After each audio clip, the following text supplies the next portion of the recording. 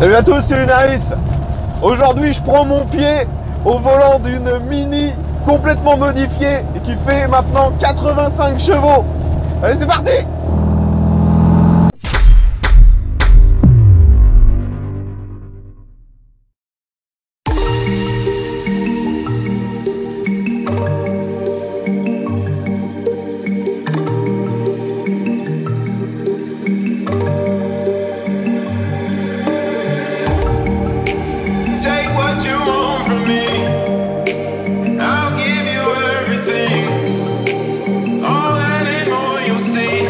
Salut à tous, c'est Lunaris. Aujourd'hui, je rejoins Jean-Marc qui est venu me présenter sa voiture. Vous allez voir, c'est une super petite Mini qui a été complètement modifiée. On va voir avec lui ce qu'il a fait dessus.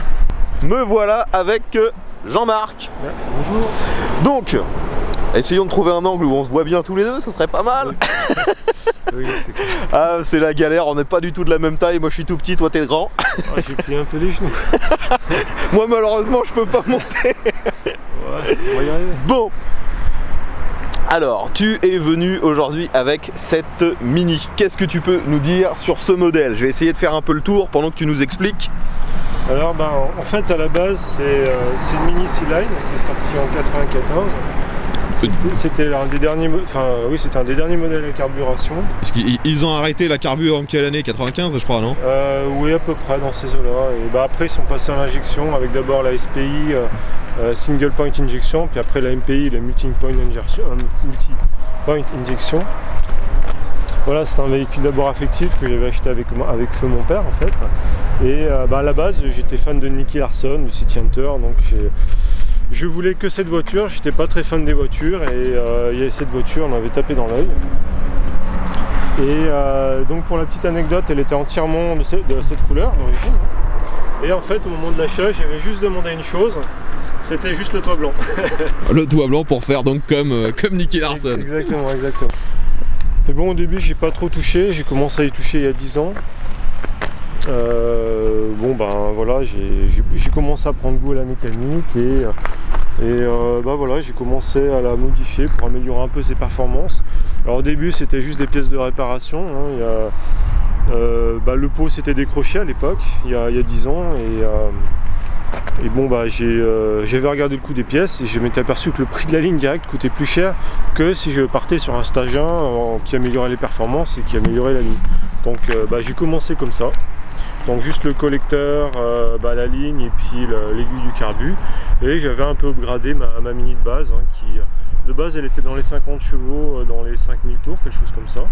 Ouais, c'est à peu près la même puissance que celle que j'avais testée, c'était une Mini MFR. Voilà. Alors en fait la petite particularité, c'est que depuis... en fait c'est un moteur 1300 à la base, c'est un 1275.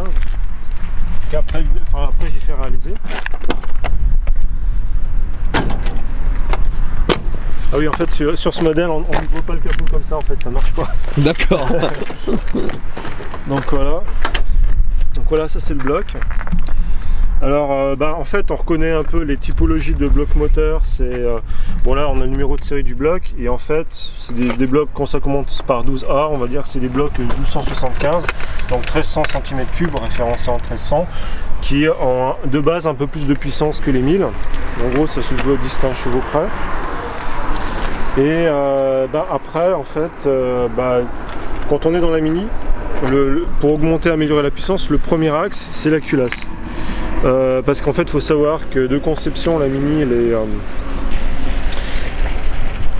en fait le souci c'est que l'admission et l'échappement arrivent au même endroit en fait. L'admission arrive donc avec l'air essence et puis ça ressort au même endroit.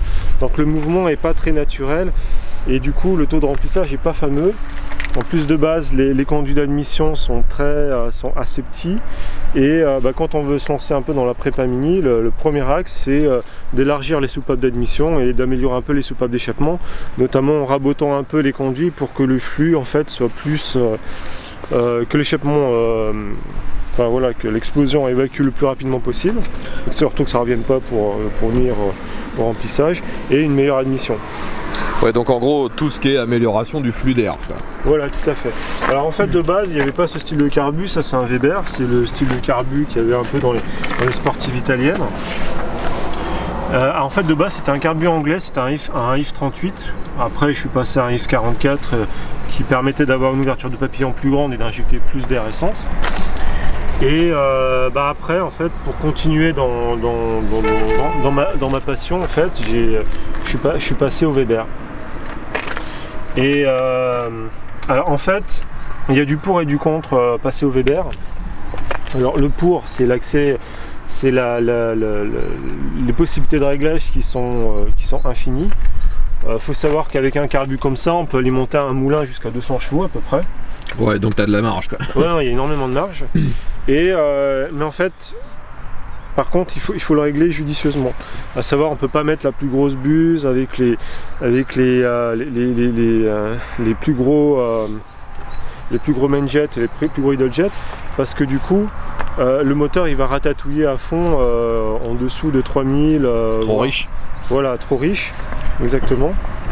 Et en fait, ce qu'il faut, c'est adapter finement la buse, et puis après, donc, on va adapter le circuit principal, le circuit de ralenti, la pompe d'accélération, pour arriver à avoir le moteur le plus souple, le plus adapté possible. Au début, j'étais parti, donc c'était un moteur 1300 réalisé donc en 1310, enfin 275 réalisé en 1310. Au début, j'avais busé à 36. À 36, clairement, il fallait que je monte le moulin à 3000 tours pour arriver à quelque chose. Bon, j'avoue que je me suis fait plaisir. À un moment donné, sur une route, en rentrant du boulot, je me suis fait une Porsche. J'avoue que c'était un plaisir. Mais bon, en restant dans les limites. Hein, mais bon, l'accélération, je la suivais. Elle faisait plus de bruit. C'est sûr que voilà. Mettre la pilule à une Porsche avec une Mini, le mec, il devait pas être fier. C'était pas tout à fait une pilule, on restait dans les limites. Mais en accélération, je suivais. Bon, par contre, en consommation, et effectivement, c'était difficilement conduisible en ville parce qu'il faut toujours être au-dessus de 3000. Là, et du coup, j'ai busé plus bas. Donc j'ai réduit entre guillemets la hauteur de la puissance, mais par contre je l'ai rendu un peu plus facile. Et encore, elle n'est pas extra. Quand tu l'essaieras, tu verras qu'en dessous de 2000, il faut lancer la première et après le moteur vit quoi. Mais voilà. Et puis bon, aussi il y a le truc génial dans le Weber, c'est le bruit quoi. C'est magique. Et donc tu pensais t'arriver à combien de chevaux environ? Je sais pas si tu l'as passé sur un banc de puissance. Je l'ai pas passé sur banc, mais d'après ce style de config, je suis dans les 85 à peu près. 85 tu penses? Ok. Alors oui, alors il y a aussi une petite modif aussi qui est pas idiote, c'est de mettre un bocal de récupération d'huile en fait. Ouais, c'est un truc qui se fait beaucoup. En plus, c'est des trucs qui coûtent pas très cher, ça de mémoire. Non, en fait, oui, ça c'était un truc à 40 € sur eBay, un site chinois.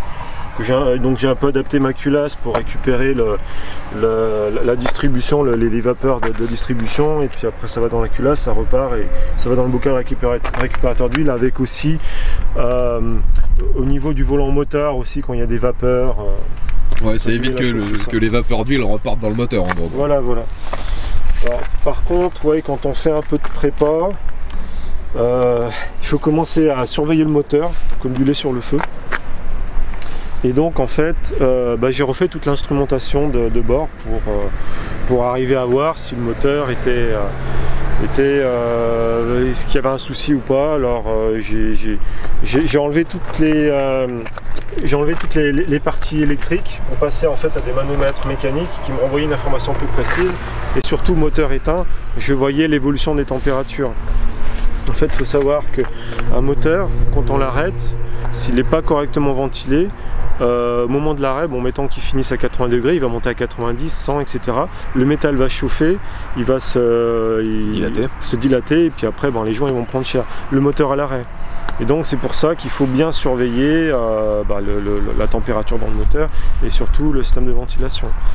Et pour ce faire, j'ai rajouté aussi un système qui faisait beaucoup de bruit, qui extrayait la température en fait. Donc après je suppose que tout ce qui est radiateur, tout ça, ça a été amélioré.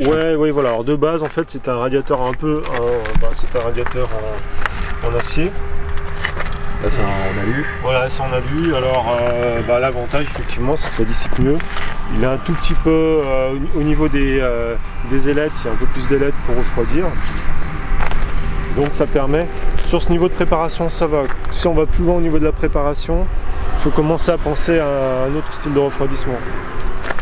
Donc c'est voilà, et puis je suis passé à un allumeur électronique qui me permet de choisir aussi mes courbes. J'ai mis une bobine un peu plus patate. Alors pour la petite anecdote, c'est le même type de bobine qu'il y a sur les Mustang de 68. Ouais, pour être sûr d'avoir assez de courant. Et du coup en fait, quand je m'amusais avec mon stéthoscope à entendre des cylindres, on entend vraiment que ça crépite à l'intérieur. Hein. C'est vraiment... c'est une étincelle franche. Voilà. Et aussi pour améliorer l'ouverture des soupapes, ce que j'avais mis, on la voit un peu de l'intérieur, c'est une rampe de culbuteur haute levée. Donc on a un 5 qui permet d'appuyer un tout petit peu plus parce que c'est un moteur culbuté, la Mini, hein, c'est pas un arbre à cam en tête. Donc l'arbre à cam en gros il est au même niveau que le vilebrequin. Et en fait c'est des tiges qui vont appuyer sur les culbuteurs et qui vont ouvrir les soupapes. En fait c'est mécanique inverse, c'est comme ça. C'est pas l'arbre à cam qui va enfoncer les soupapes, il va les enfoncer par les tiges et après la rampe de culbuteur. Et donc le jeu étant un tout petit peu plus élevé, une course un peu plus longue, ça permet d'ouvrir un tout petit peu plus les soupapes et ça permet en gros de gagner 500 tours minute au niveau de l'efficacité. Ok. Donc voilà, c'est à peu près... j'ai mis un volant moteur allégé. Alors le volant moteur allégé, il y a du pour et du contre. Alors l'avantage c'est que le moteur il va monter plus rapidement en tours minute. Le contre en fait c'est que du coup on perd en inertie. C'est pas le ralenti qui est moins stable je suppose. Alors sur ce type de prépa ça va encore. Il est léger mais pas encore trop. Effectivement ça peut gêner le ralenti. Mais surtout en côte il faut maintenir l'accélération alors qu'avec un volant moteur normal en fait du coup tu bénéficies de l'inertie du truc et tu as moins alimenté entre guillemets. Par contre un effet positif du volant moteur allégé c'est je trouve c'est le frein moteur. En gros tu lâches la pédale et en fait tu freines quasiment plus rapidement. D'accord. Tu décélères plus rapidement. Ok. Voilà, c'est pour la partie moteur. Et sinon là pour l'instant ce niveau de préparation moteur, c'est ce que tu cherchais ou tu espères aller encore plus loin? Alors là en fait justement je suis venu te voir parce que c'était peut-être la dernière fois que tu allais voir ce type de moteur. Ok. Et en fait je vais changer, je vais refaire un autre bloc, je vais retravailler sur un autre bloc. Et le prochain bloc il va développer environ 140 chevaux. Et en fait je change complètement la philosophie. Alors ça va toujours être un moteur de série A+. Par contre sur la culasse, qui est la partie névralgique de la mécanique sur la Mini, ça va être non plus un moteur avec une culasse siamoise, ça va être un moteur avec une culasse Roseflow. À savoir en fait il va y avoir 4 entrées d'admission contre 2. Et en fait du coup le mouvement d'air, essence et d'échappement va être beaucoup plus fluide et donc le remplissage va être meilleur. En gros là je suis un peu limité au niveau du remplissage.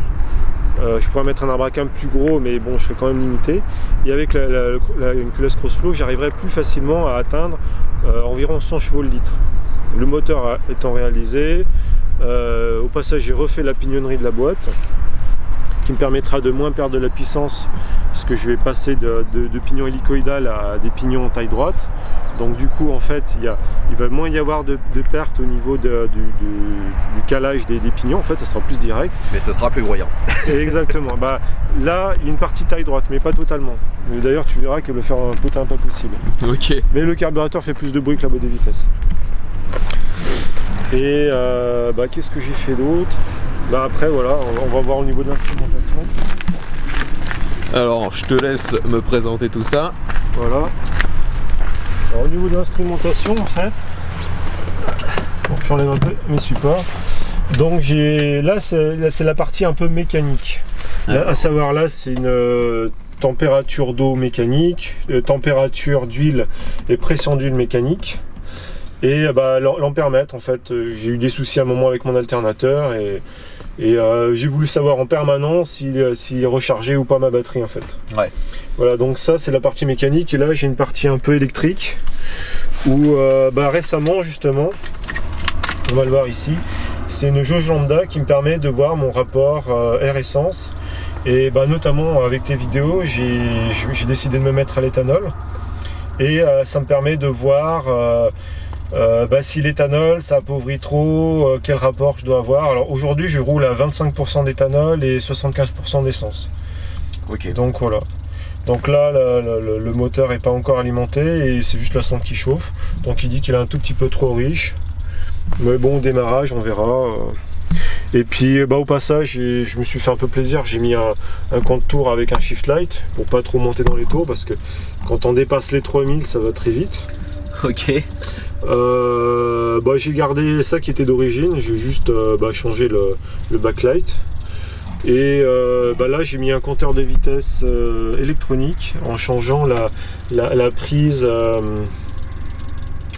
En fait à la base c'était en fait au niveau de la sortie de boîte on a un pignon qui entraîne et qui fait tourner donc un axe flexible. Ouais, c'est mécanique comme sur les vieilles motos quoi. Et là en fait je suis passé donc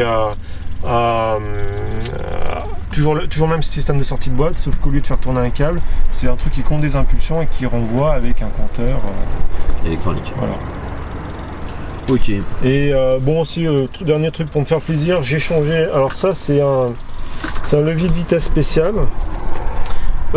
qui permet de faire des virages au frein à main en fait, style revolver, et ça permet de doser effectivement en fait j'ai pas appuyé sur le bouton, c'est juste une gâchette là qui me permet effectivement de doser le freinage arrière. Et okay. J'avoue que c'est rigolo. Et dernier truc pour me faire plaisir, j'ai mis un bouton start, un peu comme une nouvelle voiture. Et là d'ailleurs je vais essayer de démarrer la voiture. Alors la particularité quand elle est chaude, faut la démarrer, alors c'est un peu particulier, il faut démarrer en appuyant un tout petit peu sur l'accélérateur. Voilà.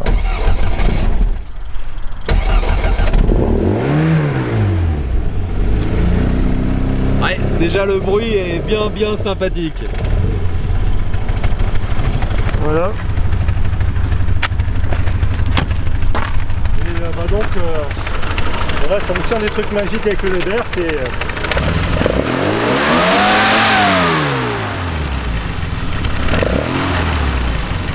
voilà. Une dernière remarque, parce que c'est vrai que ma femme et beaucoup d'amis me le disent, et effectivement ils sont pas tort, le capot qui est ce qu'il est. Et en fait j'ai mis une prise d'air, c'est pas tant pour le look que pour un petit truc pratique. À savoir, j'avais une tringlerie d'accélérateur qui était sur le dessus et je pouvais pas fermer le capot, donc j'ai pris un capot avec une prise d'air qui n'est pas très esthétique, mais qui a aussi un aspect positif, c'est qu'il fait mieux rentrer l'air pour que ça aille au niveau du filtre à air, pile poil là pour voilà. Ok.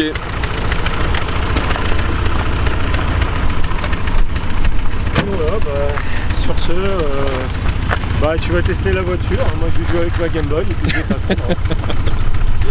Bon, alors, place un peu aux questions. Parce que là, donc en gros, tu nous as parlé surtout de la mécanique. Parlons aussi un petit peu de l'esthétique, parce que de mémoire, elle n'est pas vraiment comme ça d'origine. Oui, Donc déjà, là, je vois que tu as des sublimes jantes. Oui. Alors en fait... Donc ça, c'est des jantes qui sont plus larges que d'origine. Oui, alors aussi un truc très important, quand on fait de la prépa, d'ailleurs c'est le premier truc que j'ai fait avant de gonfler le moteur, la sécurité et le freinage, c'est la priorité. Et on est d'accord. On n'en a pas parlé, mais effectivement, de base j'avais un freinage 2 pistons, et là je suis passé à 4 pistons.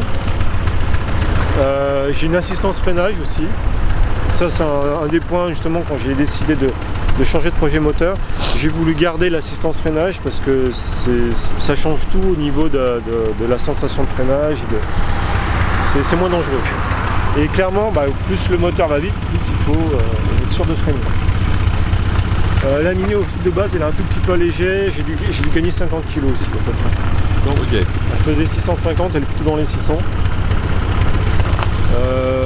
Donc voilà aussi les disques qui sont rainurés et ventilés, ce qui permet donc d'avoir une meilleure accroche et puis de refroidir un peu mieux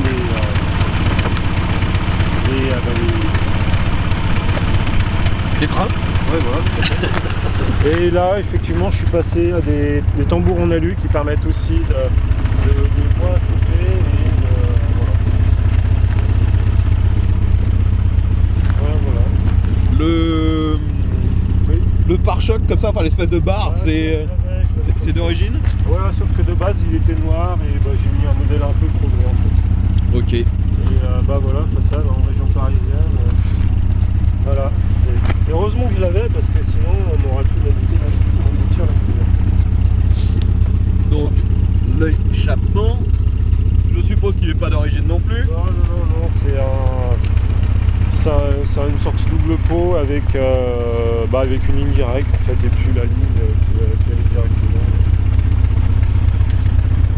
Bon, malheureusement, je vois que ton surtintage des vitres a un peu foiré. Ah non, j'ai tout fait moi-même en fait. Et voilà. Je suis pas. J'avoue, la peinture et l'esthétique, je suis pas très limite. Moi, c'est vraiment la technique. Celui-là, c'est le seul que j'ai pas trop raté. Le reste, c'est une catastrophe.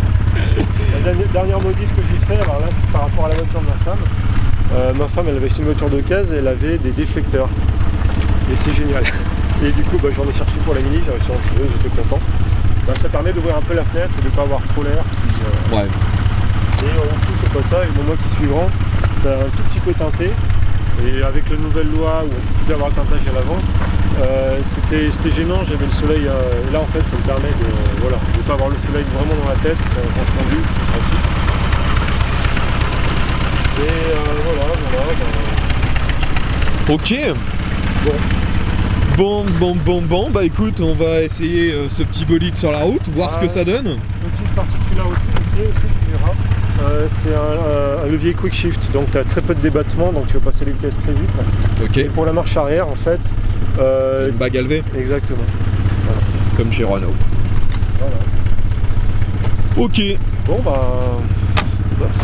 essai routier. Hein. Bon, on va essayer ce petit bolide sur la route, voir ce que ça donne. Et puis voilà. Prends-en soin. Normalement, il devrait pas y avoir de problème. Non, j'ai confiance, c'est pas de soucis. Allez, c'est parti. La voiture fait un bruit de dingue. Le passage de vitesse est vraiment sympa parce que le levier se bouge sur une distance vraiment très courte. Ah ouais, quand il disait que ça faisait du bruit, c'est hallucinant, quoi. On a l'impression que le moteur est avec nous, quoi. Alors les freins, quand on touche un tout petit peu, il se passe presque rien. Par contre, il y a une espèce de zone où d'un seul coup ça pile. En ville, les sièges sont bien confortables, mais alors le bruit, c'est infernal. Alors la première a vraiment du mal à se lancer. Et une fois qu'on dépasse les 3000 tours, là ça part. Ouais, il faut vraiment le maintenir dans les tours. Sinon, là j'étais obligé de redescendre en première. Les freins sont vraiment performants. Par contre, le volant est dur. Il n'y a aucune direction assistée. Oh, ces sensations. Wouhou! C'est un karting. Cette voiture, c'est l'exact opposé de la 535D que j'ai testée. Bon, bien sûr, ce ne sont pas des véhicules qui sont comparables au niveau de leur gamme. Mais la 535D, c'est une voiture qui avait des performances vraiment énormes. Et par contre, on ne les ressentait pas. Celle-ci, les performances sont assez médiocres si on compare avec la 535. Par contre, les sensations sont délirantes. On a l'impression d'être dans une fusée. C'est hallucinant. Et ce bruit, je suis certain que si on veut rouler longtemps avec ça, il faut absolument mettre des bouchons d'oreille, sinon on devient sourd. Heureusement que j'ai le shift light, parce que sinon je ne saurais pas du tout quand changer mes vitesses. Concernant l'habitabilité du véhicule, j'y reviendrai pas. Regardez la vidéo sur la Mini Meffer, c'est la même chose. Hein. Les Mini, j'adore l'intérieur, c'est tout petit et pourtant c'est hyper logeable.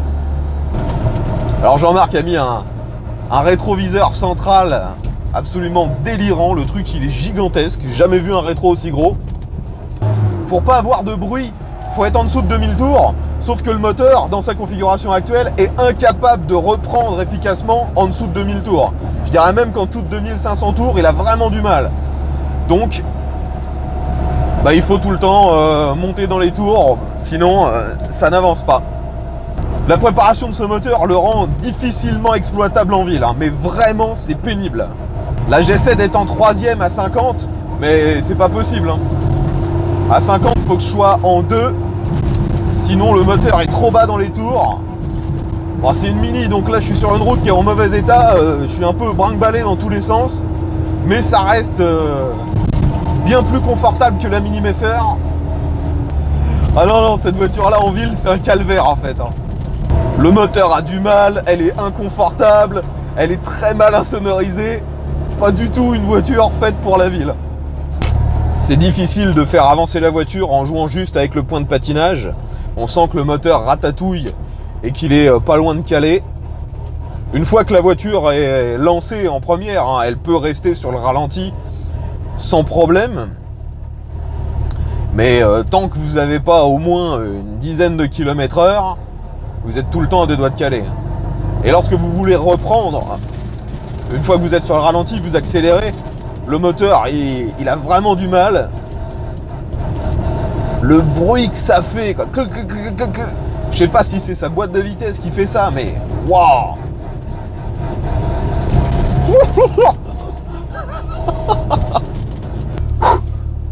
Eh bah, c'est du sport de conduire ça en ville, hein, je peux vous l'assurer.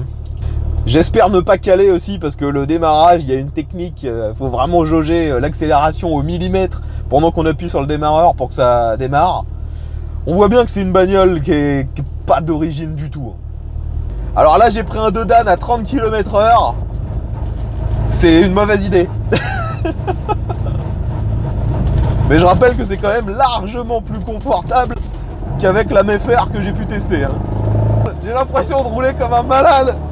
Et non, je suis à 50. C'est ce genre de petite bagnole que les constructeurs devraient essayer de nous refaire. C'est-à-dire des voitures peu puissantes, mais où on a l'impression d'aller vite. J'ai l'impression de rouler avec un prototype de course sur la route. C'est du bonheur, cette bagnole. Et là, on pourrait croire que je roule comme un malade, mais je suis juste à 90. Je suis aux limitations. J'ai l'impression de prendre cette route à 150 alors je suis qu'à 90.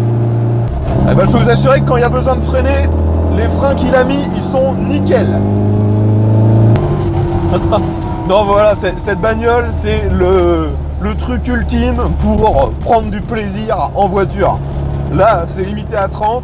Les suspensions sont tellement dures et la voiture est tellement difficile en fait que même à 30, je suis obligé de m'impliquer physiquement et il y a vraiment un plaisir à rouler avec ça, même à faible vitesse.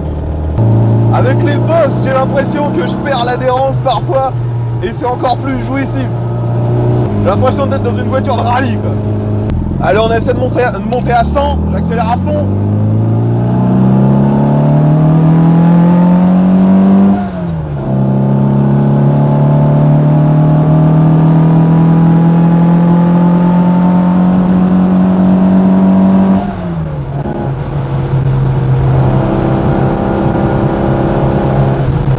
Le 0 à 100 est loin d'être délirant. C'est quand même assez lent en fait, hein, quand on compare avec d'autres voitures plus modernes. Mais il y a tellement de sensations. Il n'y a pas besoin de plus de puissance en fait. Hein.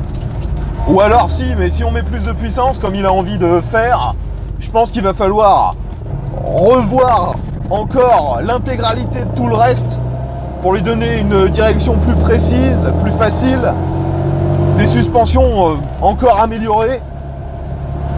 Parce que plus de puissance dans la configuration actuelle, je pense que ça peut vite devenir dangereux. Vous imaginez pas à quel point ça tourne bien, à quel point c'est maniable et les sensations qu'on peut avoir avec ça.